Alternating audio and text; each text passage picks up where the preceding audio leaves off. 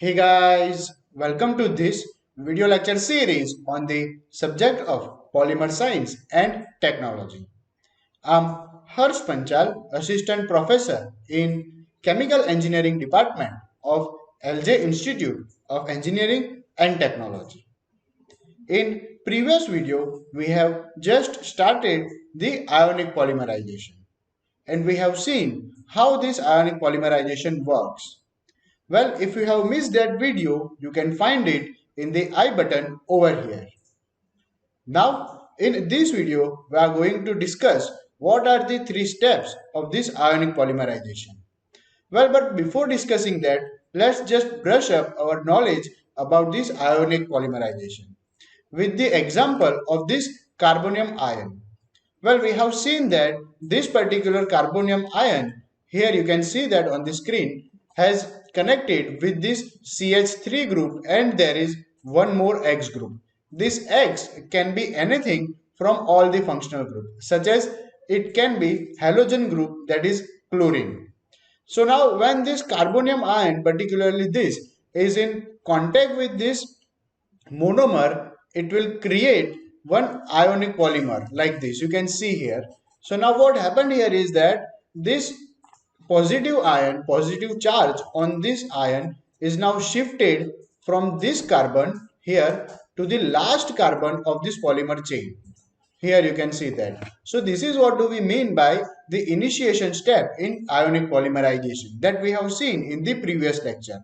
So now let's understand what are these three steps and how they actually occur in this ionic polymerization. These three steps are nothing but same as in the free radical. The first one is the initiation step, then it is followed by propagation step, and lastly we will have termination step. But the main difference between this free radical polymerization and this ionic polymerization is that in the free radical polymerization we were used to this free electron kind of substance that we call as the free radical. So our initiator decomposes and produces compound that has the free electron and we call it as the free radical. But in the opposite case, that is in the ionic polymerization, we have initiator. That initiator decomposes and it produces ions either in the form of positive or in the negative ions. So this is the main difference between these two methods.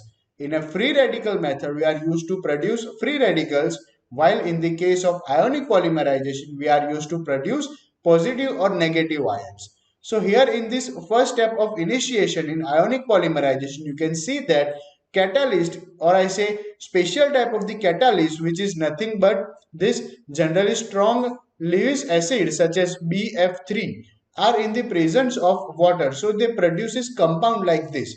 You can see that we have here BF3 which is in a contact with this H2O compound and it is producing ion like this. You can see here. So basically we have BF3OH negative and one proton, that is nothing but your H plus ion, are separated.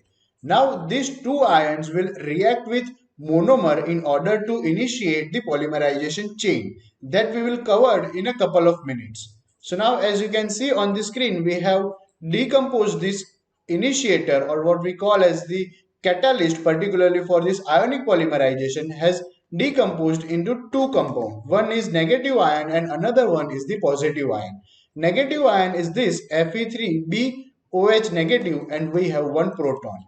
So here this H plus, or I say proton, initiate cationic and B and F3BOH negative is its counter ion. Initiation step of polymerization through attack on carbon ion. So it will take place like this. Here on the screen you can see that we have BF3.H2O, that is nothing but your this compound is now in a contact with the monomer called as isobutyl. So it has a 4 carbon like this. Among 3 carbon are attached with this hydrogens and one is the center carbon. It is attached with CH2 with double bond like this. So whenever this particular catalyst will come in a contact with this monomer, it will attack on double bond. And we have said that this double bond is nothing but one is the sigma bond and another one is the pi bond. We can actually very easily break out this pi bond.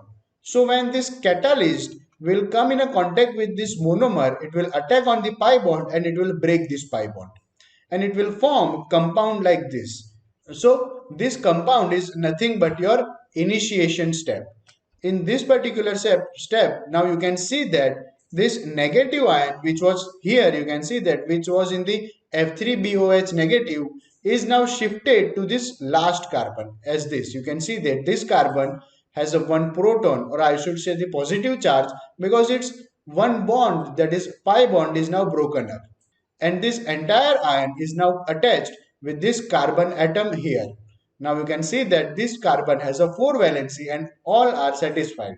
Here you can see that 1, 2, 3, and with the fourth bond it has this positive charge, so that it can again link with one more monomer in order to initiate the polymerization chain or polymerization reaction, so that we can have long chain of the polymer. So this is what all about the initiation step in the ionic polymerization. Now we all know that after initiation step, propagation steps come in the picture. So now let's move to propagation step and how it actually take place in this ionic polymerization. In free radical form, we were having free radical which was having free electron, so that this electron was again paired up with another monomer, and it was linking with another monomer and producing long chain of the polymer. But now in the case of ionic polymerization, we will have this positive or negative charge ion that will again used for connecting or joining these two monomer. Now you can see on the screen that after initiation step, propagation reaction involve further adding up of the monomer unit and simultaneously transfer of charge to the newer added monomer unit. So two things will take place at the simultaneously. Let me just take an example so that I can explain you this thing in a better way. In a propagation step, what will happen is next monomer will added up continuously, and simultaneously this charge on the carbon atom will shift it to the last newly added carbon like this. You can see here in this image that this is the same compound that we have formed in the initiation step. So now this compound will come in a contact with another monomer like this. We have same monomer named as isobutyl. It will come in a contact with this monomer. It will directly attack on this double bond, or specifically pi bond like this. And when it will attack on this pi bond, it will form compound which look like this.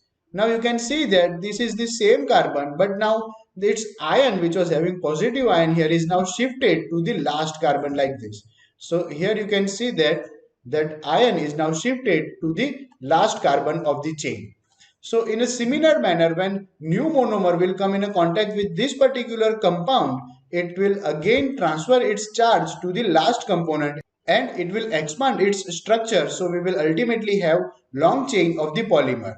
So this is how propagation step works in the ionic polymerization process. Now you can see that as more and more monomer units are added up to the chain, this chain is continue to grow, and it will build up a long chain of the polymer. Now we all know that after this propagation step, next step come in a picture is the termination step, in which we try to kill this progress of the polymerization process, and we try to arrest all the reactions. So let's just discuss what do we mean by termination step and how it actually take place in this ionic polymerization. Well, in the free radical polymerization, we were used to connecting two long chain of the polymer with each other so that they can satisfy their electron needs. But now what we can do in this ionic polymerization? Well, let's just see with the image and explanation what is actually taking place in this ionic polymerization. You can see here after propagation step, termination occur, in which collision between growing chain and ions take place. So what we do is we collide two long chain with each other so that this ion can also satisfy each other, and they will produce small component. Ionic pair precipitation is the one method that is used for this ionic polymerization termination step. In, a, in this method, one proton is donated to the counter ion, which result in the formation of double bond at the end of growing chain. So now what will happen is we will have a one proton. That proton will be donated by one long chain, and at the end of this chain, because of this donation, that particular carbon or last carbon will make double bond with its nearby hydrogen. Like here you can see that in this image This is the long growing chain. At the end of this chain, we have carbon ion which is attached with this catalyst that we are knowing as the ion, and which is having one proton, and there is F3BOH negative. So now this last element or the last carbon will donate its hydrogen so that it will again will available for one more bond, and it will directly make double bond with the nearby hydrogen, as you can see here in this image. Now this last carbon is connected with this CH group with the double bond. Here you can see that. Let me just take a pen so that I can explain you in better way. This is the double bond which we are discussing here, right? So this is the double bond which is made by donating one proton.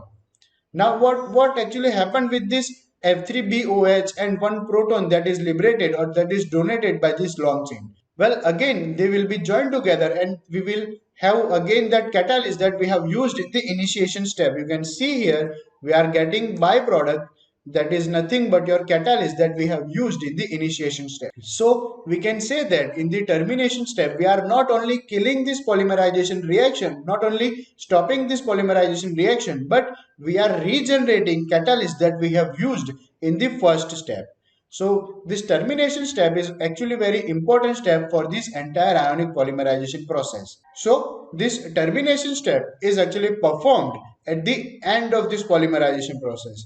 When we feel that we have achieved enough of the conversion, or we can say that we have achieved equilibrium conversion of the monomer, or we have achieved the desired yield of the monomer, then we add some special type of the inhibitor that we have understood in the previous lecture into this polymerization reaction, and we stop this growth of polymerization with this special type of the inhibitors which actually kill these ions and stop this polymerization process to further proceed.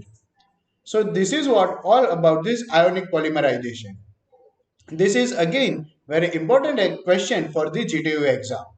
Now let's just quickly revise what we have understood in this in this ionic polymerization process. Well, as all the polymerization process has three steps as initiation, propagation and termination, so this ionic polymerization also have this. In the initiation process, the special type of catalyst that we have used, such as strong Lewis acid, are used with H2O so that they can produce a positive and a negative ion that can act as the linkage between two monomers. So when one monomer will come in a contact with such type of catalyst which has positive and negative ion, it will produces one initiator. Then after initiation step, propagation steps come in a picture in which the initiated monomer is now again comes in a contact with another monomer so that they will combine together and produce one chain. So in this propagation step, two things are taking place at the same time. One is the continuous growth of the chain in which chain is continuously growing by adding more and more monomers. Simultaneously, it also transfers the positive and negative ion from one carbon to the last carbon, or we can say that newly added carbon. And after this propagation step, one last step come in a picture that is nothing but your termination step, in which we try to kill or we try to stop this growth of polymerization, in which we add a special type of inhibitor which are capable of arresting this growth of polymer, or we can say that they are capable of satisfying this ion inside this polymerization reaction. This termination step usually take place at the end of polymerization process where we have achieved desired yield of the polymer. So this was all about ionic polymerization process. Now in the next video we will understand what we mean by coordination polymerization. Well, we have said that this step polymerization is having three types. First one is the free radical that we have discussed already in the videos. If you have missed that video, you can find them in the description box. Then secondly, we have discussed today, that is ionic polymerization. And in the next step or in the next video, we will be discussing about this coordination polymerization. Then we will move to the condensation polymerization. Till then, keep watching, keep learning. Thank you.